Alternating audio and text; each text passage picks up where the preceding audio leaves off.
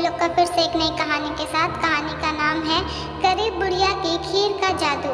दोस्तों, ये एक जादू की कहानी, एक रोचक कहानी है जो दादी की कहानियों में से एक है। एक समय की बात है, एक गांव में एक गरीब बुढ़िया रहती थी। वह पूरी तरह से अकेले रहा करती थी। उसका कोई भी नहीं था, ना बाल बच्चे, ना कोई रिश्तेदार। सुबह शाम लोगों के छोटे मोटे काम किया करती थी, जिसके बदले लोग उसको पैसा, अनाज या खाने पीने का सामान दे दिया करते थे, जिसको खा पी कर वह अपना जीवन बिताया करती थी। वह अपने जीवन में पूरी तरह से संतुष्ट थी। उसे भगवान से किसी प्रकार का कोई गिला भी नहीं था। दूसरों के सामान के कारण बुढ़िया का घर पूरी तरह से सामानों से भरा हुआ था। एक बार की बात है, वे अपने घर को खोलकर घर के सामान को धूप में सुखा रही थी। उसी समय वहां से दो चोर जा रहे थे।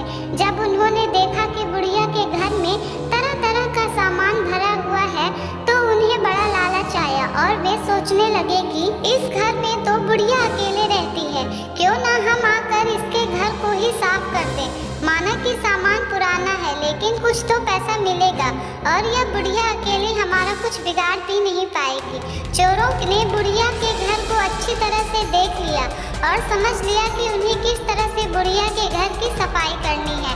उसके बाद चोर अपने घर वापस चले गए। बुढ़िया बेचारी को सपने में भी यह ख्याल नहीं आया कि उसके घर में भी कभी चोरी हो सकती है, क्योंकि उसके घर में तो खुद के उसके कपड़े तक उसके नहीं थे, सब जो वह अपने घर में रख लेती थी। खैर, कुछ दिन बीत गए और एक दिन रात में चोर अपने दो साथियों को लेकर बुढ़िया के घर पहुंच गए।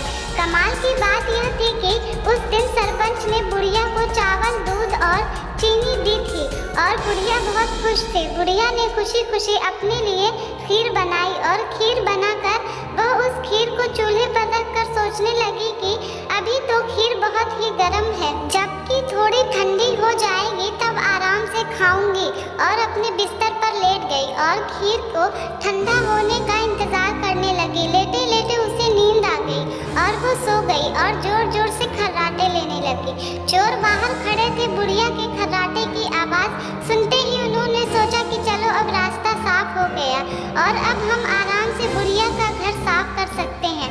वह सब जल्दी जल्दी आकर बुढ़िया के घर में सामान तलाशने लगे, परंतु कमाल की बात यह थी कि उन्होंने जो देखा था वह बिल्कुल गलत था।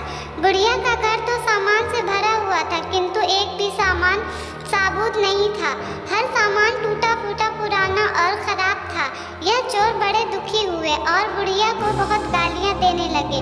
वह बोले, देखो कितनी दुष्ट बुढ़िया है, आराम से सो रही है और हम बेचारे इतनी मेहनत कर रहे हैं। तभी दूसरे चोर की नजर चूल्हे पर रखी खीर पर पड़ी। गरम गरम खीर को देखकर चोर ने कहा, चलो बुढ़िया के घर कुछ और नहीं मिला तो कम से कम खीर तो है, और वह उसको खाने लगे। जब वह खीर खाकर जाने लगे तो उन्होंने थोड़ी सी खीर बुढ़िया के लिए छोड़ दी, किंतु जब उन्होंने बुढ़िया की तरफ देखा तो उसका हाथ खुला हुआ था, जैसे वह कुछ मांग रही हो। साथ ही उसका मुंह भी खुला हुआ था, जिसे देखकर चोरों ने सोचा कि बेचारी बुढ़िया लोगों से मांग मांग कर अपना जीवन बिता रही है, लगता है बहुत थक गई है और खाने के लिए खीर मांग रही है। आखिर उम्र में है तो हमारी माँ के ही बराबर। और बिना कुछ सोचे समझे गरम गरम खीर बुढ़िया के मुंह में डाल दी। गरम गरम खीर मुंह में पड़ते ही बुढ़िया जोर से चिल्लाई, हाय दैया, मार डाला, मार डाला, मार डाला। बुढ़िया की चीख सुनते ही चोर डर के जल्दी जल्दी छुपने लगे। जिसने मुंह में खीर डाली थी वह ऊपर जाकर छिप गया, एक चारपाई के नीचे और एक चारपाई के दाएं। बुढ़िया की चीख सुनते ही गांव वाले बुढ़िया के घर आ गए और पूछने लगे, क्या हुआ माँ? बुढ़िया बोली, मुझे क्या पता, ऊपर वाला जाने। यह सुनते ही ऊपर छिपा हुआ चोर बोला, अरे भला मैं क्यों जानूं, तुम्हारी चारपाई के नीचे छिपा चोर ना जाने? और सुनते ही चारपाई के नीचे वाला चोर बोला, मैं ही क्यों जानूं, चारपाई के दाएं छुपा चोर क्यों ना जाने? और इस तरह से तीनों चोरों ने खुद ही अपना पता गांव वालों को बता दिया और फिर गांव वालों ने उन्हें पकड़कर खूब पिटाई करी और वापस भेज दिया। उसके बाद से चोरों ने कान पकड़ लिया कि आज के बाद कभी वह चोरी कभी नहीं करेंगे। चोर चाहे जितना भी कोशिश करे अपने आप को छुपाने की, लेकिन वह फिर भी पकड़ा जाता है। इसलिए हमें कभी चोरी नहीं करनी चाहिए और अपने बच्चों को यही सीख देनी चाहिए। हमें पूरी आशा है कि आपको ये कहानी अच्छी लगी होगी। यदि आपको इसमें कोई भी खामी लगी या आप अपना कोई सुझाव देना चाहें तो आप नीचे कमेंट ज़रूर कीजिए। इस हिंदी कहानी को अधिक से अधिक शेयर कीजिए। इसके अलावा दोस्तों, यदि आप हिंदी में कोई भी शॉर्ट मोरल हिंदी स्टोरी, जादू की कहानियाँ, इंस्पिरेशनल स्टोरी इत्यादि कुछ भी हिंदी में सुनना चाहते हैं तो हमें सब्सक्राइब ज़रूर कीजिएगा। धन्यवाद।